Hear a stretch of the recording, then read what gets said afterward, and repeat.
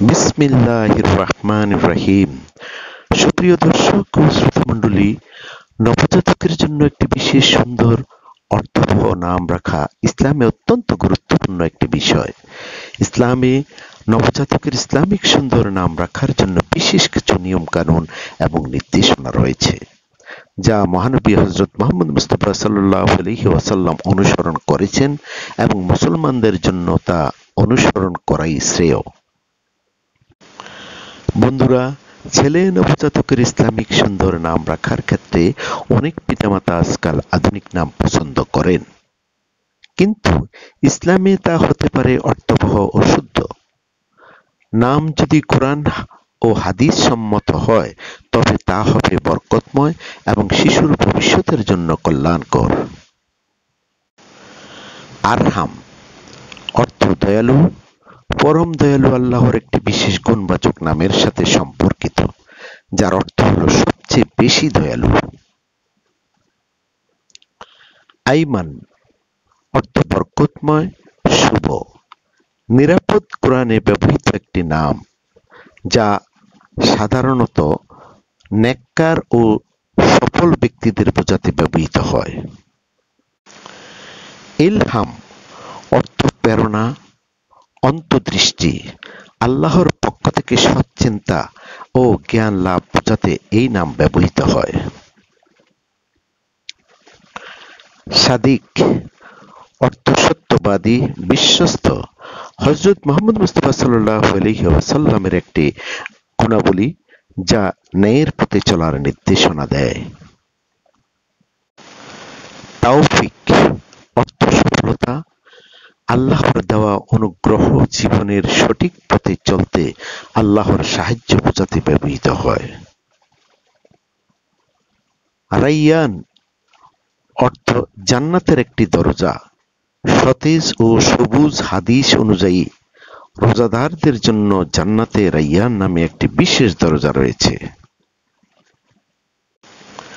জাকারিয়া অর্থ একজন নবীর নাম।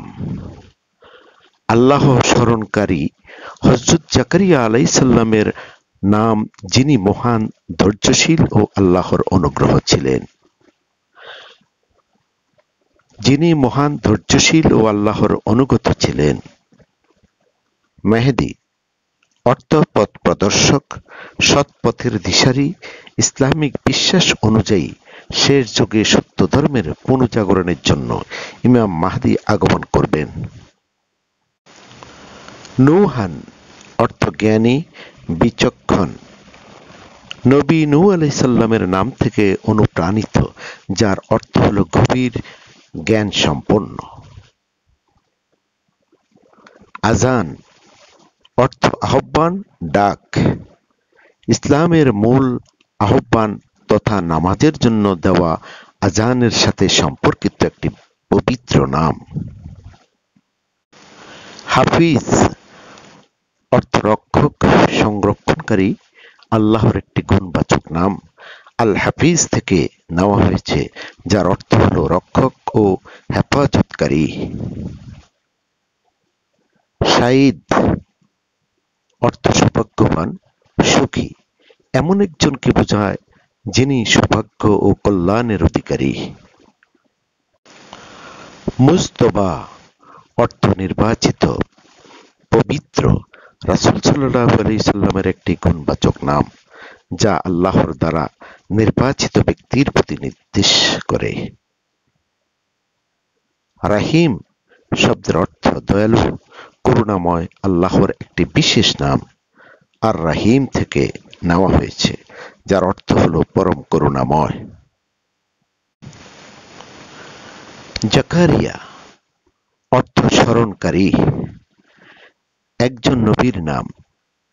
নবী জাকারিয়া আলাইহিস সালাম ছিলেন ধৈর্যশীল ও আল্লাহর নিকট প্রার্থনাকারী। তালহা অর্থ এক ধরনের ফলবান বৃক্ষ। সাহাবী হযরত তালহা রাদিয়াল্লাহু আনহু এর নাম থেকে এসেছে, যিনি ইসলামের একজন সম্মানিত সাহাবী ছিলেন।